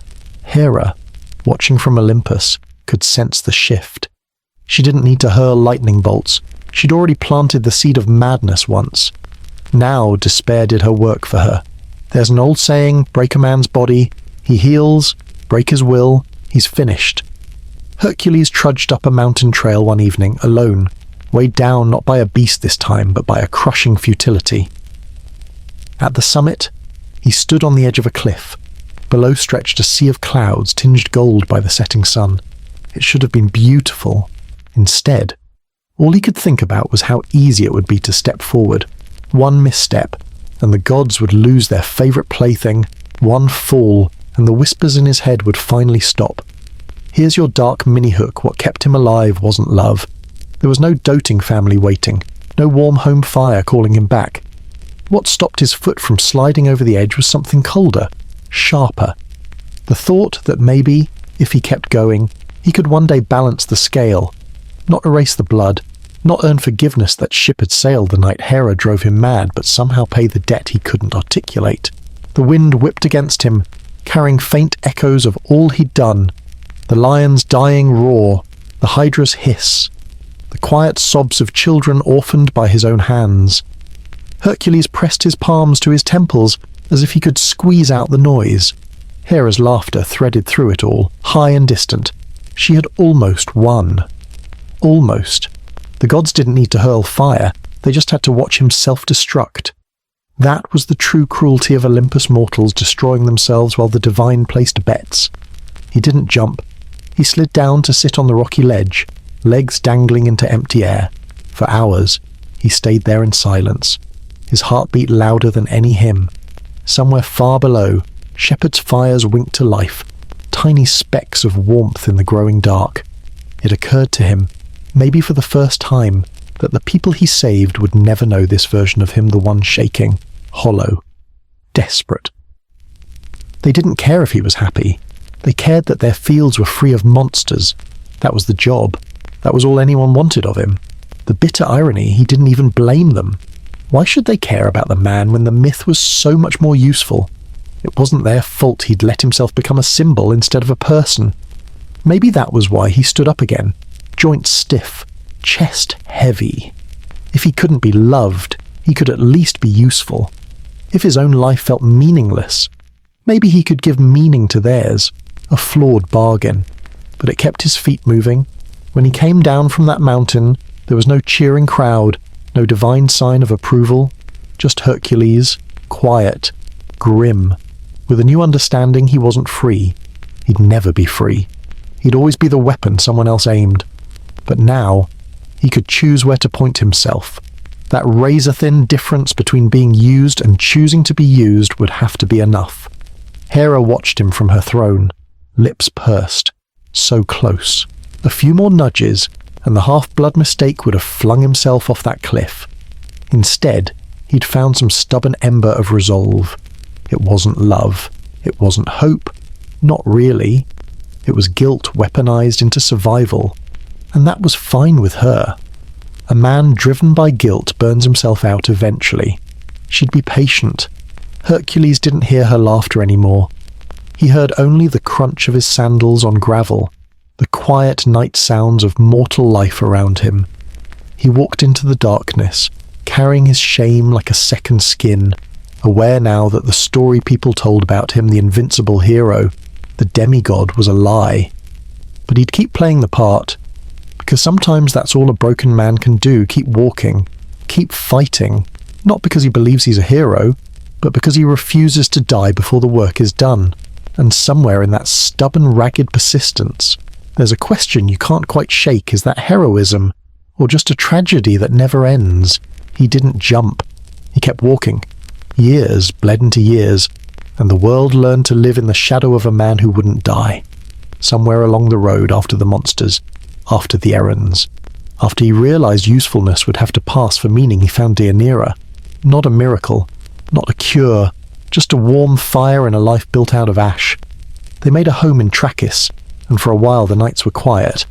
He chopped wood, she baked bread, and he almost believed that ordinary could fit a man like him. The river said otherwise. They reached the Avernus in early spring, water high and fast with melt. A centaur named Nessus worked the crossing, ferrying travellers on his back for a fee and whatever else he could grab. Deianira went first. Nessus, smelling opportunity, put his hands where they didn't belong and bolted downstream with her clinging and fighting. Hercules didn't shout. He lifted his bow, the same bow he'd dipped in Hydra's blood, and sent an arrow hissing across the current. It struck true. Nessus collapsed on the stones, the poison shaft burning through him like winter fire. Dying men get creative. Nessus beckoned Deianira close, voice syrupy with spite. "My blood," he gasped. "It's a charm. Keep some, and if his love ever wanders, this will call him back. A con man to the end." She believed him because love always wants guarantees. She soaked a cloth in that dark, cursed blood and hid it away. Time did what time does, it wore down edges and let new cracks appear. Word came of a young woman, Iole, bright as noon. A name spoken too softly when Hercules thought Deianira slept. He brought the girl home in a parade that felt like insult. Deianira's smile held, because women have been practicing that trick since the first story was told. But when no one watched, she opened the chest, found the cloth, and told herself this was how you rescue a marriage from a god's favourite ruin. She sent a servant Lycus, small and loyal with the robe. A gift, she said, for his victory. Hercules took it like a man who didn't suspect the past had circled back with a knife. The fabric clung as he pulled it over his shoulders, warm at first, like sunlight after a cold day. Then it woke. The Hydra's venom inside the centaur's blood met heat and air and went to work. It didn't burn like fire, it burned like truth. Quiet at first, then all at once. The robe fused to his skin. He clawed at it and ripped flesh. He screamed a sound ripped from everything he'd held down for years. "Get it off," he roared, stumbling, smashing his shoulder against rock until the rock gave. The smell hit next, the one that never leaves your head once you know it, flame-licking skin, meat charring, hair curling to ash. Except there was no flame yet, only a poison that imitated it perfectly, eating him alive from the outside in. He grabbed Lycus in a blind storm of agony and hurled him into the surf. The boy's body broke against the black teeth of the shore. Later poets called it rage. It was also pain and panic, and the knowledge that, once again, he had become a weapon pointed at someone who loved him. He staggered back to Trachis, tearing paths into the earth with his heels. Deianira saw what she'd done before anyone said it. She didn't wait for Hercules' judgment or the villages. She went inside, closed the door, and took herself out of the story. Love, fear, and the oldest trap in myth, a charm that was a curse from the moment a dying monster breathed it into her ear. Hercules understood the logic of endings. He'd built them for others. He would build his own. On Mount Uta he gathered logs and resinous pine, stacked them into a square that smelled of sap and last chances. No crowd, no bard, only the wind threading through the trees like a slow hymn. He lay down on the unlit pyre, every breath a new page of pain. Friends hesitated, hands shaking over torches. Nobody wanted to be the one to set a legend on fire. A stranger, Poias to some, Philoctetes to others, met Hercules' eyes and didn't look away. "Do it," Hercules said, voice rough as gravel. "Take my bow for your courage." The man nodded. Torch kissed resin. The pile took. The first heat was almost gentle. Then the flames found their voice. They licked at his legs, tasted, and devoured. Skin tightened, cracked, and opened like old parchment. The air filled with the stink of cooked fat and singed hair. Hercules didn't beg. He gritted his teeth and let the fire do what the poison had started, separate what was mortal from what refused to die. Up on Olympus, Hera stood. She had imagined this moment 1,000 times, each version ending with a smile. The reality was different. She watched the body burn and did not laugh. The man on that pyre was everything she hated. Zeus's betrayal made flesh and everything she recognized stubborn, loyal to a fault, impossible to domesticate. Victory tasted like ash. Zeus rose from his throne at last, sleep shaken from his eyes. He looked down at the fire, then at Hera, and for once dropped the jokes. Enough, he said. The word rolled like distant thunder that means rain, not war. He beckoned, and the sky bent. Lightning did not strike the pyre, it opened above it, a seam in the air. The blaze roared higher, then narrowed to a fierce white. What could burn, burned. What could not, didn't. Hermes moved first, quick as a thought, and Athena flanked him, cool as dawn. Together they lifted what remained no ash, no bone, but a brightness shaped like a man. The mortal part of Hercules, ruined and honoured at once, belonged to the ground now. The other part rose, a weightless echo that still carried the map of each scar. Hera watched, jaw set. You would bring him here, she asked. Not quite a question, not quite a challenge. Zeus didn't flinch. He walked through every cruelty we made and didn't break the way we intended. He said, if Olympus means anything, it should make room for that. Hera's gaze slid from Zeus to the narrowing column of light and back. Old anger and older pride wrestled in her face. She didn't forgive, but she stepped aside. On the mountain, the fire settled into a red hush. In Trachis, people told each other there'd been a sign in the sky, a hawk's cry, a sudden wind. Some swore the smoke curled into the shape of a man waving goodbye. The truth is simpler and stranger. Some endings are two things at once. Down below, death. Above, a different kind of beginning. They welcomed him with ceremony because gods love a good stage. Hebe youth made visible placed a wreath on his brow and a cup in his hand. The halls shone. The food tasted like the first time you didn't have to be hungry. The music had no edges. And yet, immortality doesn't cauterize memory. He laughed. Yes, he learned to breathe without flinching. He stood beside Zeus without bowing and beside Hera without hatred. But when Olympus slept and the stars leaned close to listen, the old noise returned, the lion's choke, the hydra's hiss, the quiet in a house gone red. He drank, and the cup didn't empty. He smiled, and the cracks in it caught the light. Hera came to him once, not crowned, just a woman with too many seasons in her eyes. They stood at a balcony where the clouds stack like cities. I won't apologize, she said. I won't ask you to. He nodded. I know. Silence grew between them, green and fragile. You were the weapon, she added finally. But you were never only that. It wasn't absolution. It was a truce that left both of them a little less armed. Zeus, for all his thunder, did a quieter thing. He listened. Not well, not long, but better than before. He called his son by his name without making it a boast. He watched Hercules stand without orders to follow and seemed, for once, content to let a story end without a punchline. Down on earth, the pyre cooled. Poes Philoctetes carried the bow away, a legacy that would matter to other stories.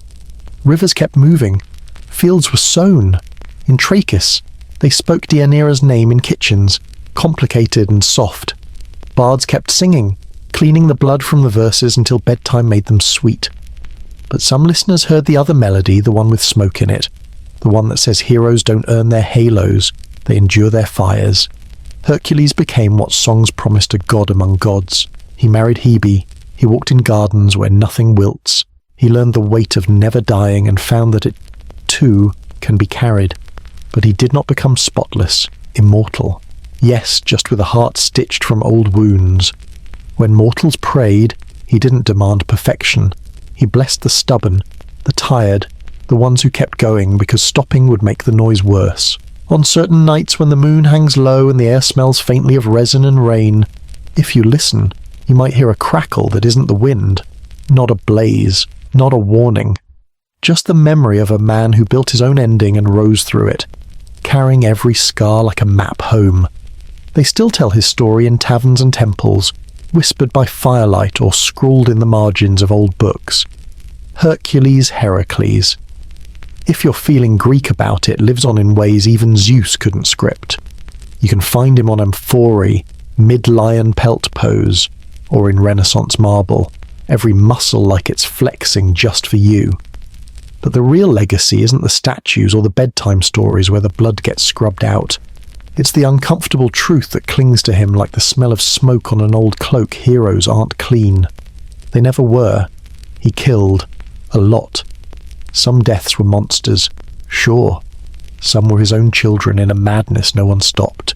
Some were accidents wrapped in tragedy, like Lycius tossed against the rocks.